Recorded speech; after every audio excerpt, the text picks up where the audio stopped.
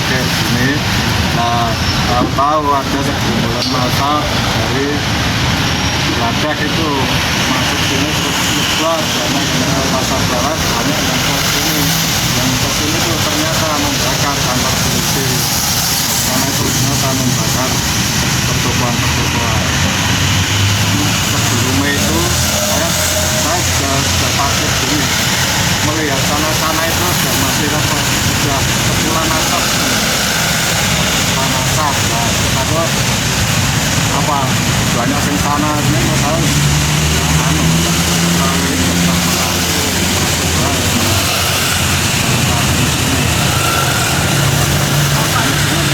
teman yang ikutan sana itu masih terbakar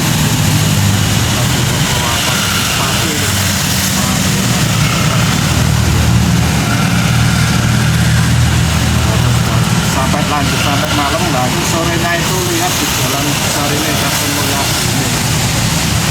lihat di jalan situ udah disuruh pergi sama tentara itu pulang.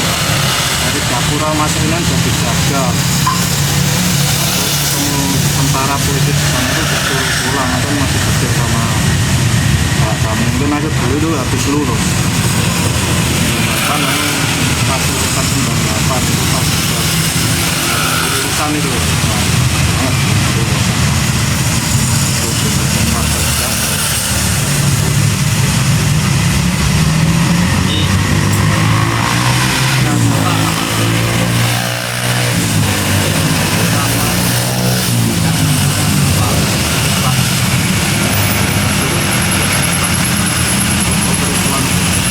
dampaknya ya waktu itu habis kebakaran cari apa kerjaan sulit, cari uang sulit ya, masih kayak krisis gitu.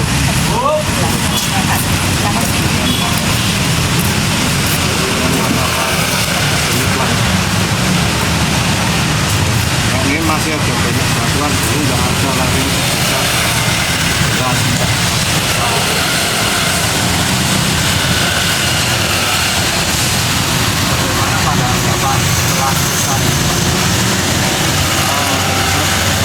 Pulang lagi kalau yang di ekonominya itu perputarannya itu ke diri sendiri. Kalau kita dibahas baik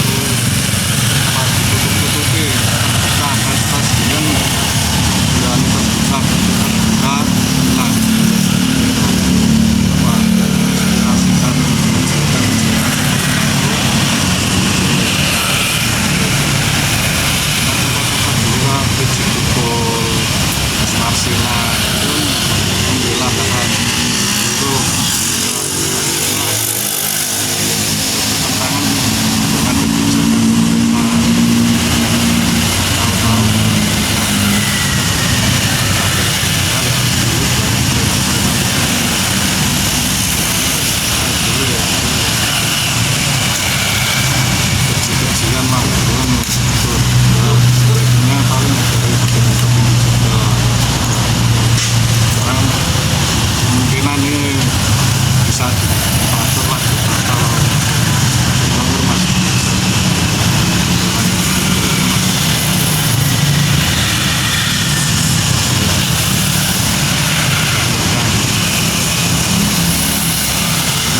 Seperti dulu ini masih ada bawah perbaruan perumahan itu masih hilang.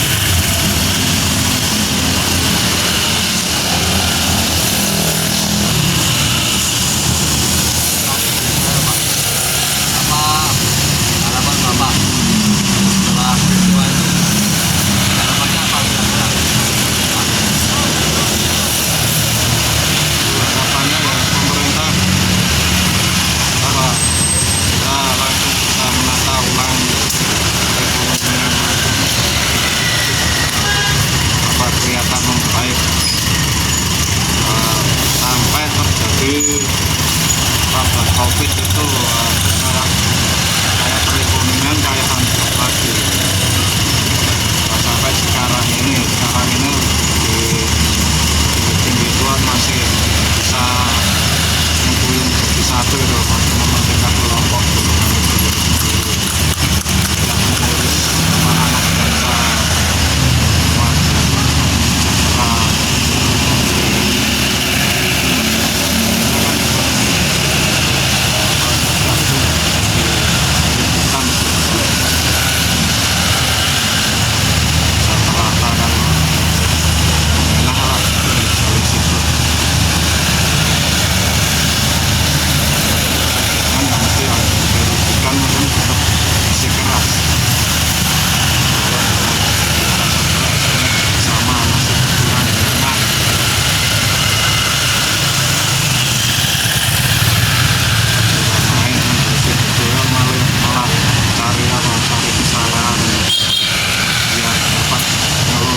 Gitu loh, pesanan gitu utama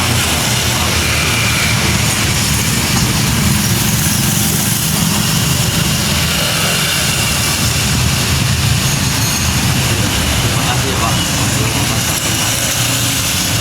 Jadi di sini kita lanjut ke narasumber kedua dengan Bu siapa? Iya. Bu, boleh ceritakan sedikit tentang kehidupan Ibu sebelum korban 98? Dalam apa ya dia? Purnama Bu. Kerusuhan 98 itu saya berarti pada tahun 76 itu berarti berapa?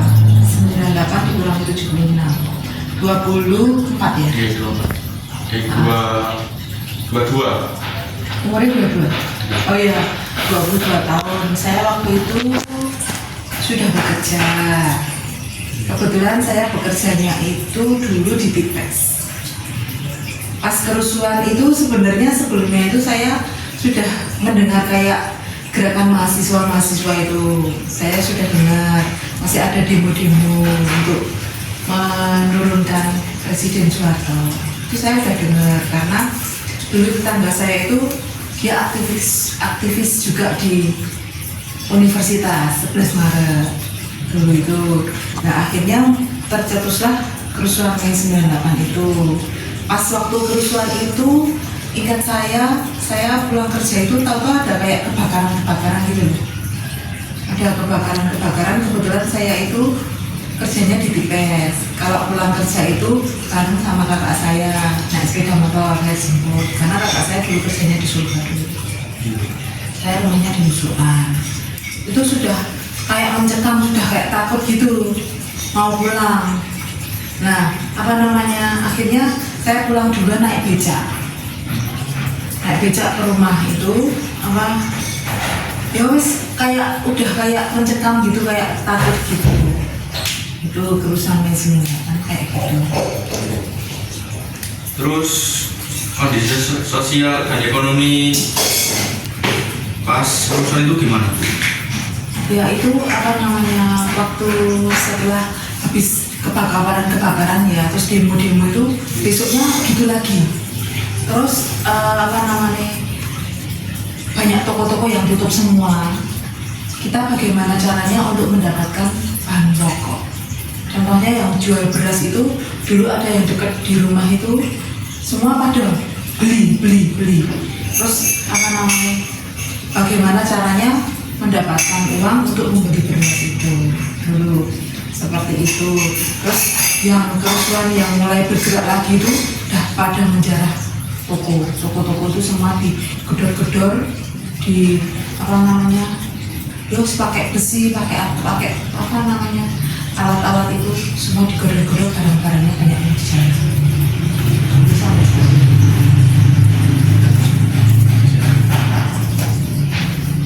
Terus ibu pernah mengalami diskriminasi sebelum kerusuhan itu enggak?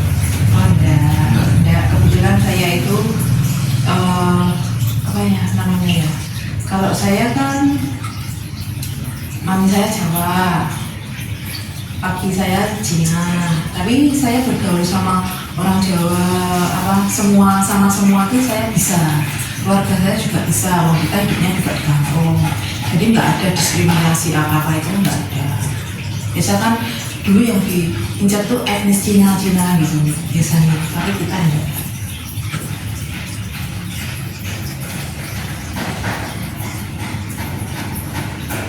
Kerusuhan itu terjadi berapa lama? Kerusuhan itu mungkin yang mencegahnya itu sekitar 2-3 harian. Itu kayaknya serentak gitu. Jadi dari Jakarta sama yang Solo itu kan kayak apa ya? Kayak basisnya itu kan di Solo. Jadi kayak kalau ukurnya itu di Solo. Kalau di Solo udah seperti itu, di kota lain mungkin ya terjadi kayak gitu. Yang parah itu di Jakarta sama Solo. Banyak yang kepengen pada pergi ke Bali. Banyak itu pada waktu itu. Terus apa yang pertama kali ibu lakukan pas sadar bahwa ini adalah kerusuhan besar? Ya gimana ya, karena yang menjalani kan orang banyak. Kita kan rakyat kecil nggak bisa apa-apa. Ya udah kita mengikuti sampai apa namanya, semua itu sudah kayak lerem, artinya apa namanya, sudah kayak damai gitu loh. Ya sudah kayak reda gitu, kita baru keluar dari rumah, dari lingkungan kita gitu. Berarti selama kerusuhan itu di rumah terus dulu? Iya, itu hampir 1 minggu kayaknya. Soalnya kan jalan-jalan masih ini, kayak toko-toko itu dulu di Singosaren. Kalau di dulu, zaman dulu kan belum ada mall-mall, masih ada, baru ada Singosaren Plaza itu. Singosaren, Ratuwes, pokoknya yang toko-toko besar-besar itu kan banyak yang dibakar-bakar. Itu kan banyak. Gitu. Jadi yang namanya, ya wis kita enggak keluar juga. Terus apakah ada pihak luar yang membantu ibu saat itu pas kerusuhan itu? Oh enggak ada. Masih membantu dalam apa? Ekonomi. Ya mungkin ekonomi. Oh enggak. Ya kita sendiri semua, ya sama warga semua. Sendiri-sendiri, kita tetap beli beras ya beli sendiri. Enggak ada sih bantu. Tujuan sebenarnya terjadinya demo itu kenapa? Itu sepertinya mau melengsarkan Presiden Soeharto, karena kalau pemerintahan dulu itu kan Presiden Soeharto itu pemerintah itu 32 tahun. Nah itu kayak pengen reformasi kayak gitu, pengen membarui pemerintah kayak gitu. Tuh, itu pencetusnya dari mahasiswa. Pencetusnya mahasiswa, cuman ya nggak tahu ya. Maksudnya provokator kan pasti ada. Itu maksudnya secara kita manusia, maksudnya bukan kita manusia, secara kita rakyat kecil kan nggak tahu. Dulu kan nggak seperti sekarang, medsos banyak, kita bisa tahu apa gitu kan. Kalau dulu tahu-tahu langsung mencetus. Tadi nggak ada informasi itu. Ya tahunya saya dari karena tangga saya itu mahasiswa, itu sudah kayak masih bocoran gitu loh. Masih ini ada dari rumah kebetulan. Ya cuma itu. Tapi kita enggak persiapan sih apa-apa gitu. Terus dampak terbesar dari peristiwa 98 bagi keluarga ibu? Bagi keluarga saya dampaknya apa ya? Ya mungkin sementara itu ekonomi kali ya. Karena yang mengalami juga orang banyak. Kalau kita rakyat kecil kan nggak begitu terasa. Sudah selesai ya udah kita kembali kerja. kan kita nggak punya usaha. Kalau kita punya usaha itu mungkin kan dampaknya banyak banget karena dibakar, dijarah, ada yang dibunuh, ada yang diperkosa kayak gitu. Kalau kita enggak. Apakah ibu mengalami trauma jangka panjang dari peristiwa tersebut? Oh, gitu, karena kita nggak begitu mengalami, nggak begitu kena dampaknya langsung gitu enggak. Kita cuma apa ya, rakyat biasa jadinya.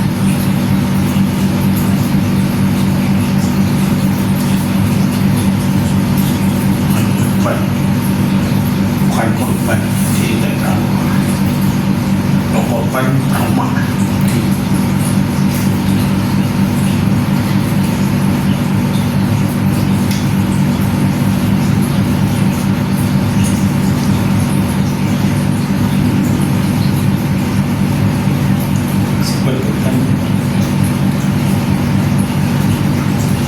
Terus setelah 26 tahun berlalu, bagaimana pandangan ibu terhadap kerusuhan?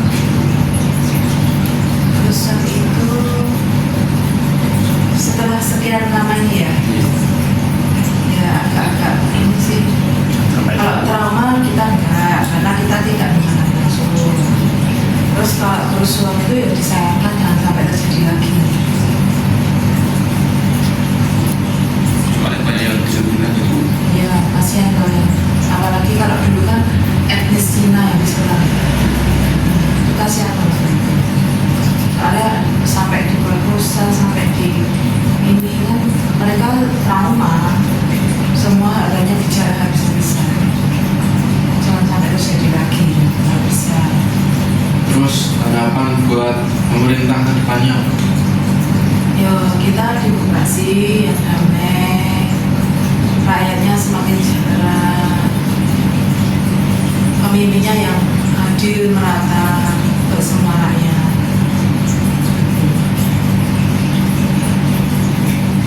Terus pesan yang mungkin ingin ibu sampaikan untuk generasi muda tentang pentingnya toleransi dan kebinekaan.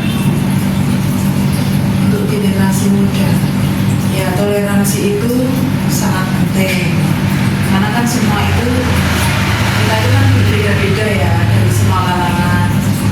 Itu kalau bisa ya kita saling menghargai, kita bersatu. Tujuannya kita apa toh? Semua itu kan punya tujuan masing-masing. Pasti tujuannya kan yang baik. Tidak mungkin kita sih ingin membuat musuh gitu kan nggak mungkin. Gitu.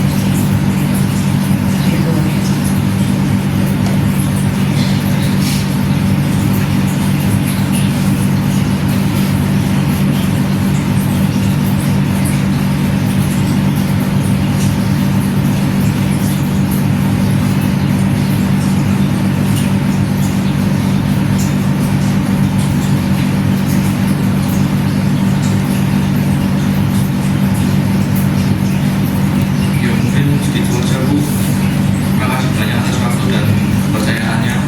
Ya, sama-sama.